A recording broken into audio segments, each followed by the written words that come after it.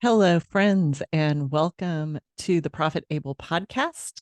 I am your host, Terri Milroy, and this is part two of our series called Letting Go.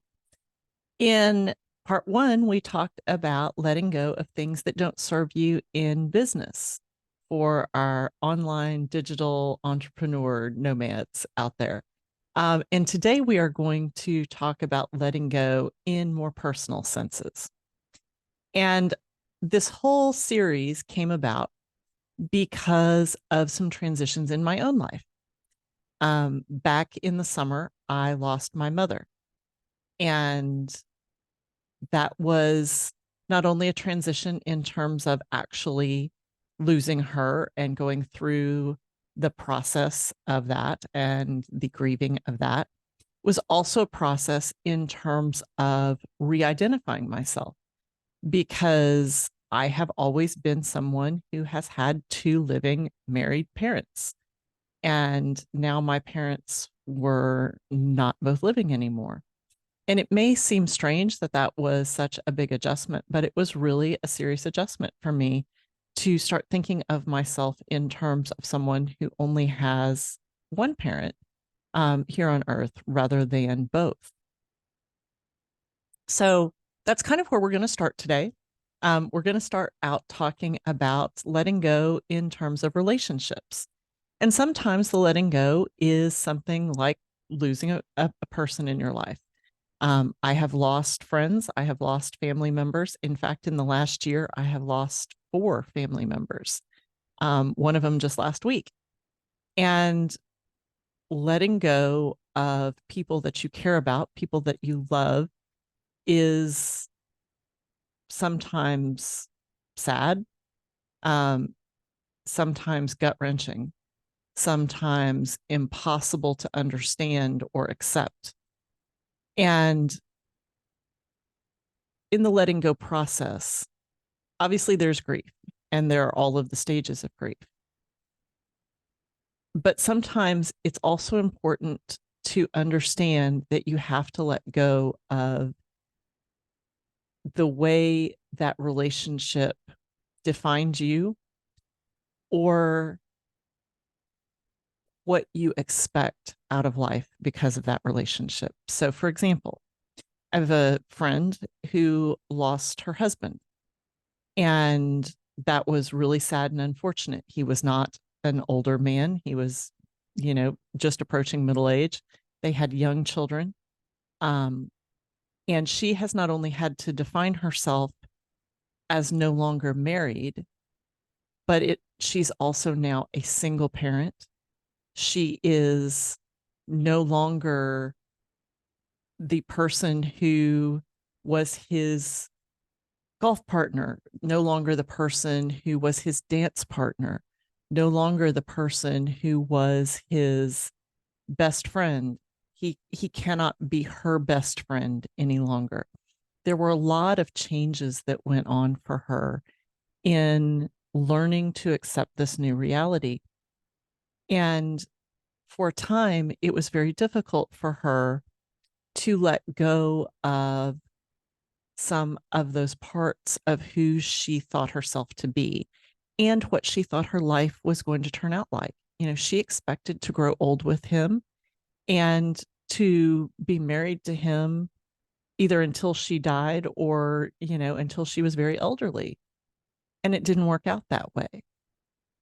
And now she's faced with a future where she has choices to make that she never expected to have to choose. She has choices to make about their children that she expected to make with a partner's input. But she also has choices for herself to make about whether or not she's going to date or look for another relationship in life. If she is, what kind of relationship that's going to be. And whether she's going to bring another man permanently into the lives of her children, or whether she's going to let someone live on the fringes of her life so that she has some companionship, but where that person is not involved in the day-to-day lives of she and her kids. So these are really big things that are changing for her.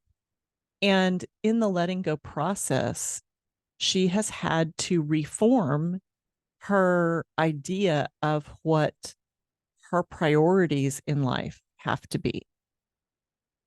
And we don't always lose someone, to death. Death is inevitable for all of us, unfortunately. Um, but sometimes we lose people because relationships don't work out. We have divorce, we have relationships that just break apart. We have people who you lose relationships with who are friends, or even extended family members that, though the knowledge of each other does not end, the closeness of the relationship does. And this is something else that I have struggled with in my life.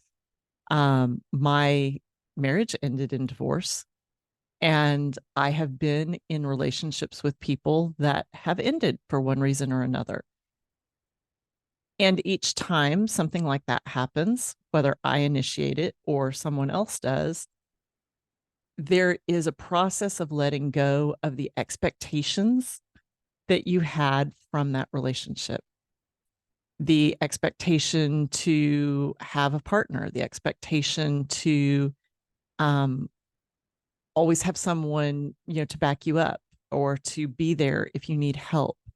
The expectation just of that person's unwavering support, especially when the relationship ends not through your own decision.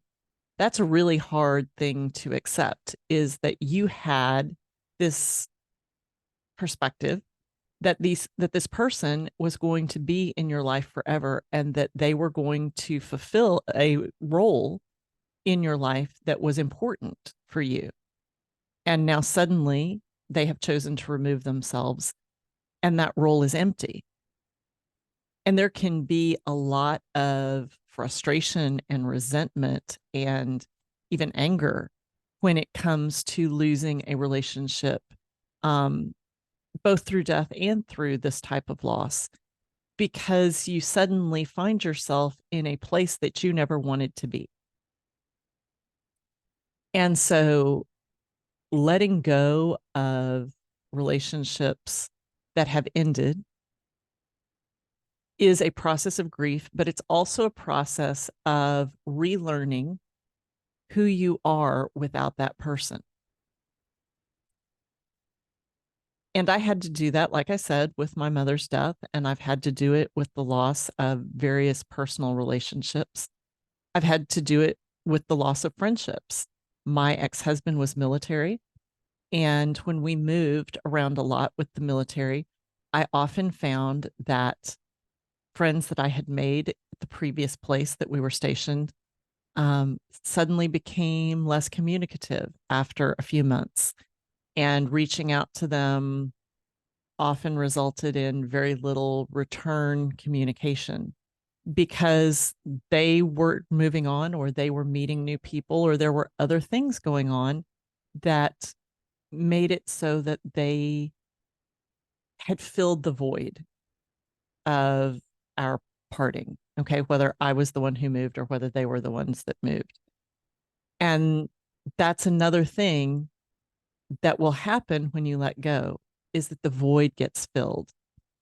Sometimes we anticipate loss, like when you anticipate moving and no longer having maybe the close ties with friends, even though you expect that friendship to continue.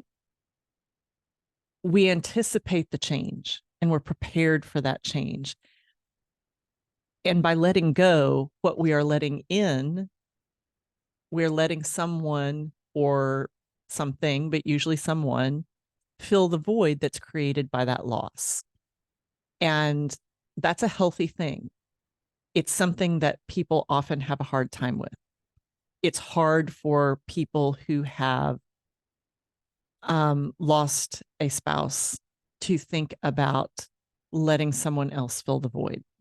It's hard when someone betrays us to allow someone to fill the void of the betrayer. It's hard when your best friend doesn't want to be your friend anymore, to let someone else step into that place and be not only your friend and your confidant, but like your ride or die, I have your back, you have my back, because the loss the first time has created resistance to allowing that level of intimacy, but also because we often find ourselves in a place where there's comparison and we compare who or what is filling the void with who or what left. And that creates a lack of satisfaction in life. And we need to be sure that we don't compare apples to oranges, because even though a 45-year-old man who grew up in Atlanta, Georgia, is a 45-year-old man who grew up in Atlanta, Georgia, they're not going to be the same person. They're not going to be nearly the same person. There's going to be a lot of differences. And we need to make room for how the person who steps in, the thing that we allow when we let go of something old, we have to also let go of the expectation of what the new is going to look like. So that's another thing that has to be examined, is letting go of expectations. We talked about this kind of last week when we talked about letting go in business. And expectations can be really damaging. And it can be a super healthy thing to learn to let go of them as quickly as we can possibly identify them. And let me give you an example. So let's say that your expectation as a business owner, someone who's creating a digital business of some kind, let's say that your expectation is that your business is going to be not just profitable in its first year, but that you're going to make enough money to quit your day job. That's great, but it doesn't happen that way very often. And when the expectation is sitting out there big and bold and bright with a neon sign pointed at it, it's going to be twice as frustrating and twice as energy sucking to have that reality not come to pass. Or maybe you do have it be profitable in your first year, but maybe there's a big difference between profitable and you're really truly able to leave your 9 to 5, because there are things you don't think about.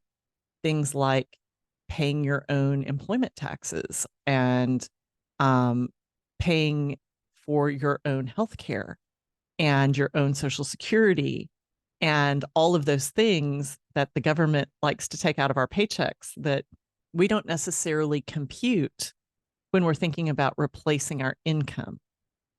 You need to, but we don't always. So expectations are,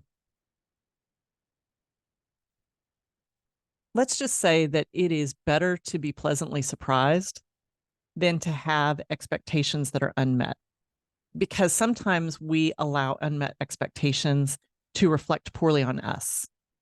And that begins to impact our self-image and our self-concept.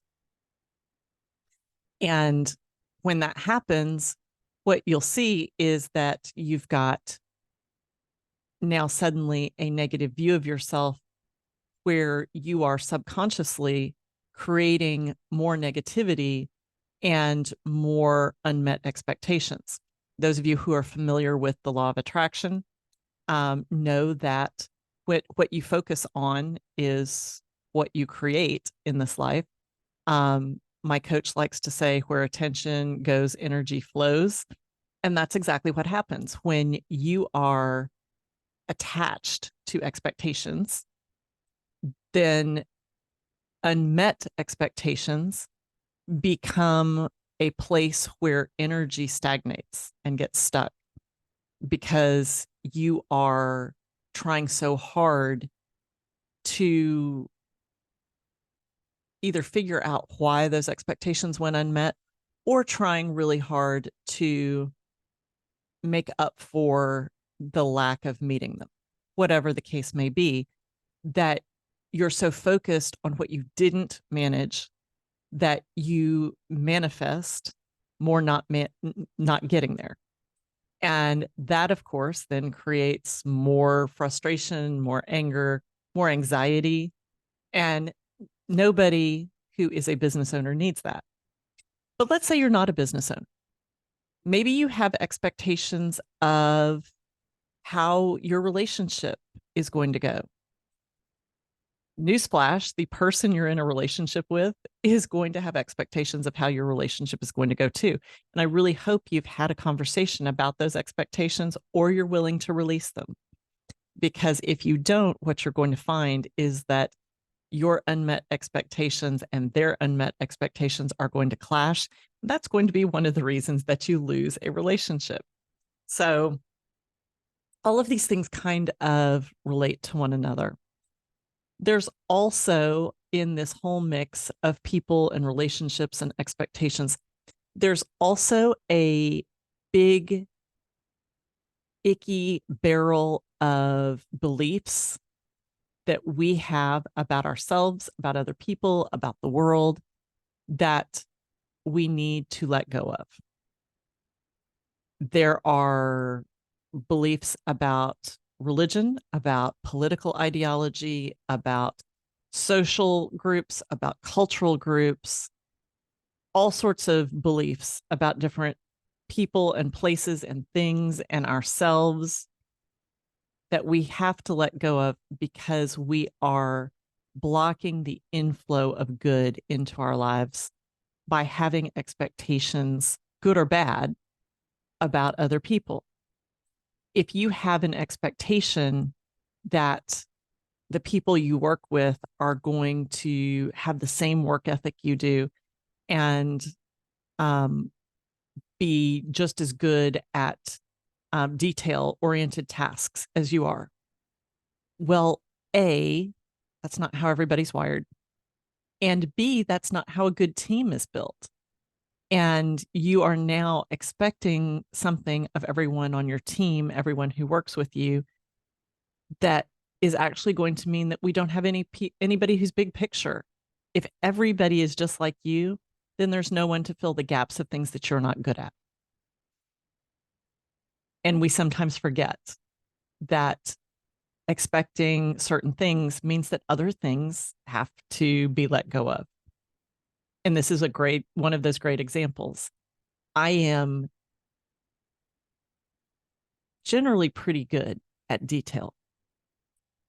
Not that I'm bad at big picture, but having the big picture presented to me allows me to focus better on the detail of how to get it done. But I work with people who are very big picture and then look at me and like, how do we do this? And that's where I have my strength and they have theirs. If I expected them to just bring me a list of all the detail oriented tasks that need to get done in a day, I would be gravely disappointed. And so I have let go of the expectation that people will be like me. And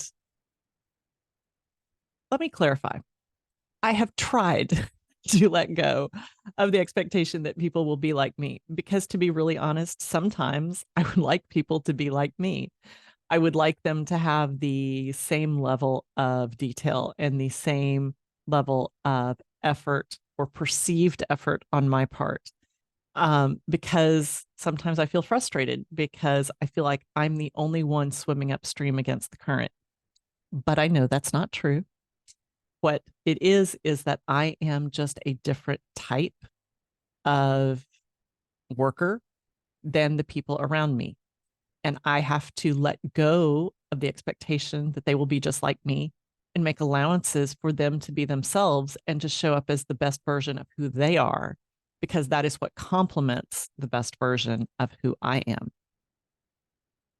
We also have beliefs about ourselves that, let's just be really honest, are not healthy. They are not good. We all have limiting beliefs. You know, some of us have that little voice in our head from not getting picked until last for the school PE basketball team that says I'm not good enough, no one likes me, um, whatever the case may be. And those little voices that we allow to continue to plague us are so destructive. Oh my God, they are so bad. I spent years overcoming those little voices because those voices in my head were not just from getting picked last in PE, although that did happen. The voices in my head were not being as sports minded as my brother and not being as popular as my brother and not being as outgoing as the neighbor girl and not being as cute and dainty and feminine as the girl down the street, and on and on and on. And it was comparison. And it wasn't just me comparing myself to other people, it was my family comparing me to other people. And that was a really hard mental roadblock to overcome. So sometimes, to be really honest, you're going to need help overcoming these limiting beliefs. You may need a coach, you may need a therapist, but you need to make sure that you overcome these self-limiting beliefs because, again, what you focus on, where you put your attention, is where your energy goes, and you just create more of what's just absolutely plaguing you to death. If you think you're not good enough and that's what you focus on, you are going to find 1,000 reasons on every single day why you are not good enough. But if you focus on why your best effort is always good enough, even if it doesn't get you exactly what you wanted, if you focus on why that effort is good enough, then you will find more things that you do well and that are good enough, and you'll find yourself making progress. But we hinder ourselves so much in the beliefs that we hold about ourselves and the criticism that we heap upon ourselves because we have that little nasty reptilian monkey mind that is trying to keep us safe, is trying to keep us from doing things that, might be scary or hurt us. And I don't even mean physically hurt us mentally, emotionally, hurt our sense of self. But that monkey mind has got to be silenced. And whether it's through breath work, whether it's through meditation, whether it's through counseling or coaching or whatever, I really encourage you to look at those limiting beliefs and find a way to overcome them. We all have days when we are upset with ourselves, when something doesn't go right and we're mad at ourselves or frustrated with ourselves for something. And that's okay. That's a normal part of being human. But if you're living day to day in the I'm not good enough, I'm not smart enough, no one likes me, no one will ever love me, I'm never going to be successful, then you need to stop whatever you're doing and you need to find the modality that is going to help you to overcome that. Because in order to reach the potential that you were born to fulfill, and if you are a human being on this planet, I don't care what your spiritual or religious practice is, or if you have one. Okay. If you are breathing on this planet, there is a reason that you are here. And the fact that you are still breathing means that your purpose has not been realized yet. So, in order to realize that purpose, you need to get past all of this crap going on in your head and start focusing on the things that you are good at, that you are motivated for, and that you have a passion for, because that is what you are here to do. And you cannot achieve the purpose that you were put here for when you're spending all of your time putting yourself down. This kind of ties into one of the last couple of things I want to talk about letting go, because it's the next thing that I want to talk about is the past. And in some cases, letting go of the past is part of letting go of these limiting beliefs, right? Because these limiting beliefs are all often formed in a past portion of our lives, especially in childhood. But sometimes the past is also just where we made mistakes. It could be that we made mistakes in terms of a choice that we made to end a relationship that we now regret letting go of that relationship because that person, is now married to someone else and has a half a dozen kids and is blissfully happy and has a great life. And wow, that could have been us in that blissful, happy relationship. Probably not because you let it go, but we regret that past decision. We might regret passing up a job opportunity that, might have given us a ton of opportunity.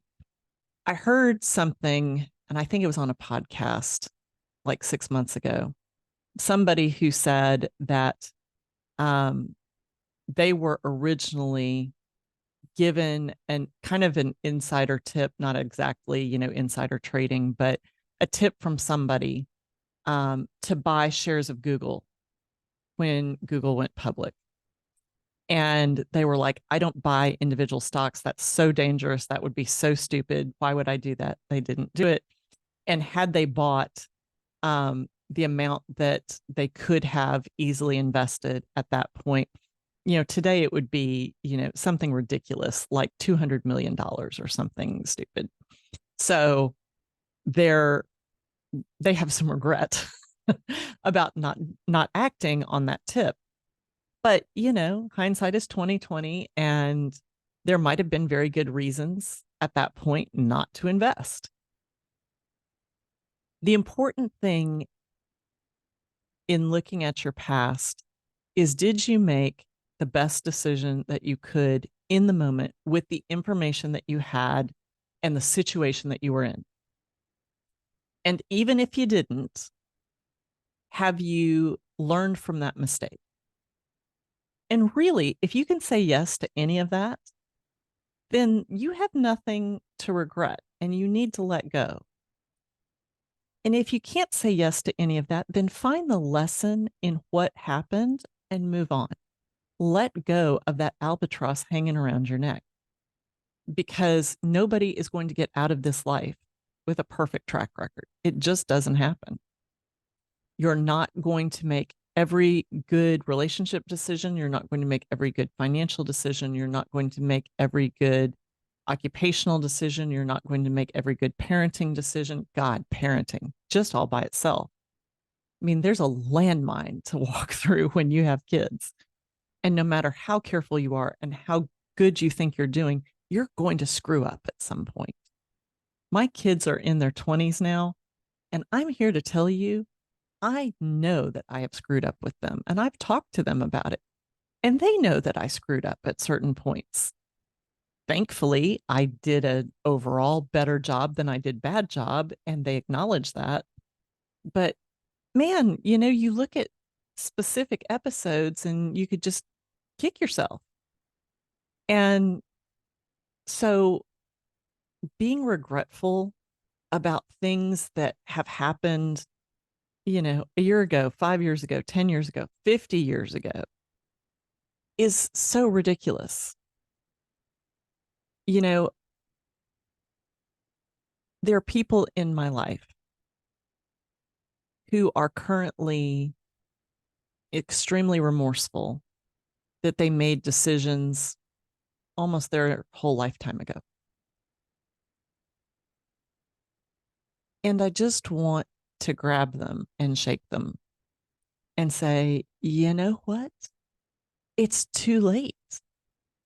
Stop regretting what happened in the past and make the most of every moment you've got right now. And I think that that is just so important for all of us. We live in a society where we feel so much pressure to perform. We have pressure to perform at work and pressure to have the perfect relationship that looks good on social media and to have the perfect kids who also look good on Facebook pictures. Hey, Facebook family pictures for Christmas. Yay, say cheese. We feel so much pressure in so many different areas of our life. And it's so impossible to meet the expectations that we have in every area. You may manage to make yourself, a really great partner, but you're going to screw up someplace. And so start with the idea that the first person you give grace to is yourself. And when you have given grace to yourself, then begin to extend grace to others. And don't hold their past against them. Don't hold their mistakes against them. That's not to say that there aren't certain mistakes that mean that you need to disqualify people from your life. Okay. There are horrible cases of things like abuse and neglect and lots of other things that we will not mention here that disqualify that person from being a part of your life. Doesn't matter how repentant they are. Okay. It is okay sometimes to let go and not have that person in your life anymore. But let go. Okay. Do not continue to hold that as like a talisman of why certain people should not be trusted. Okay. Accept that it happened, forgive, but do not forget, and move on. Understanding that other people will also make mistakes, but hopefully not the same kind of mistake as the people that you can't keep in your life and have a healthy life. Okay. And this brings me to my last subject for letting go, and that is letting go of control. So I want to confess right here on the podcast that I am a type A, super controlling, overachieving type A personality. That is me. I am that.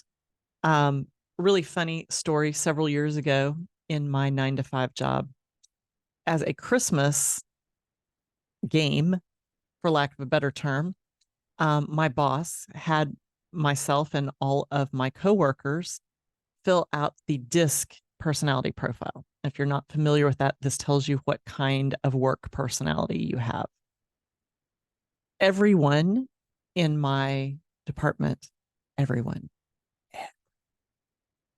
had um a personality type, and I forget what all 4 of them are, but 2 of them are more retiring, um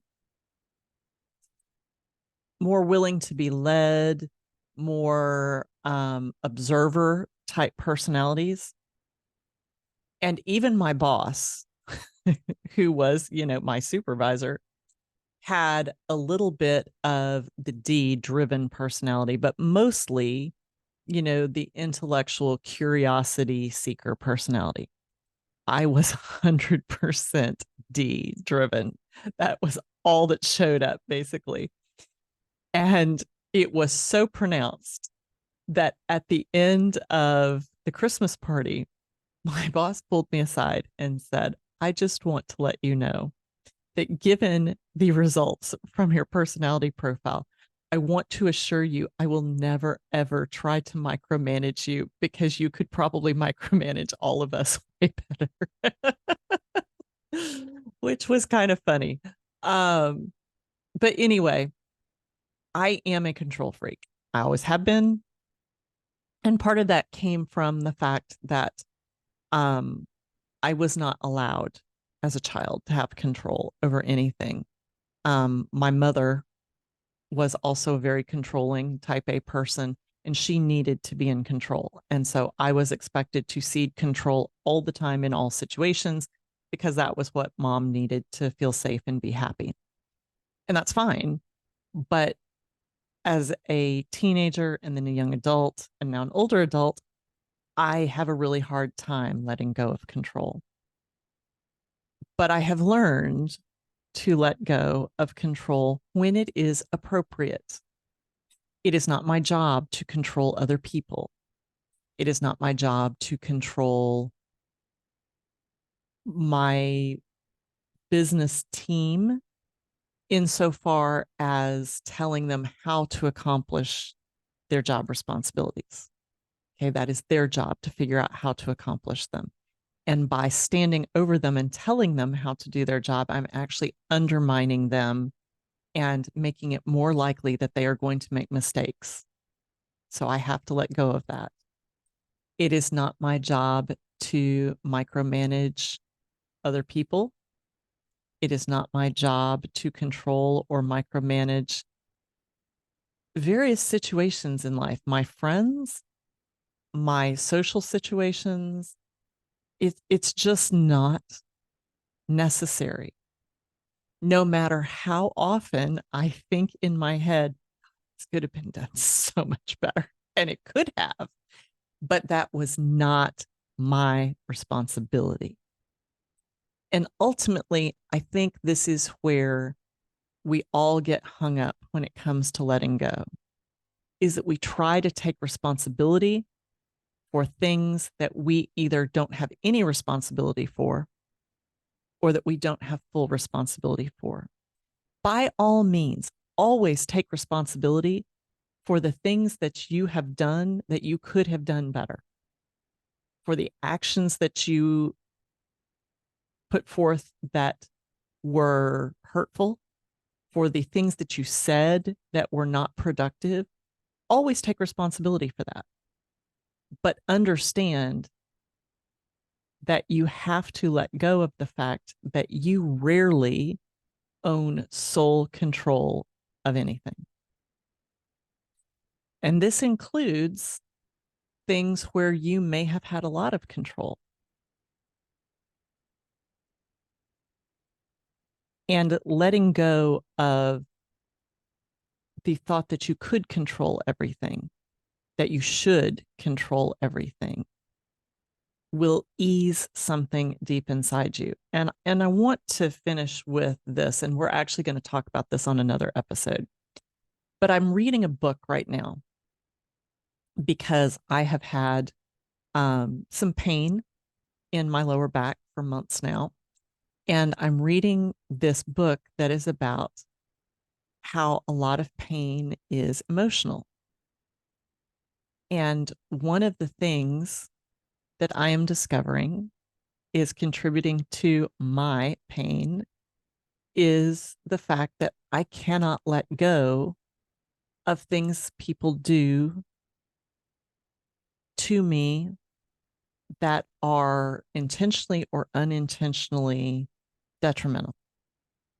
Now, I don't mean that I can never let go. I don't mean that I'm unforgiving. I give myself grace. I am generally a forgiving person.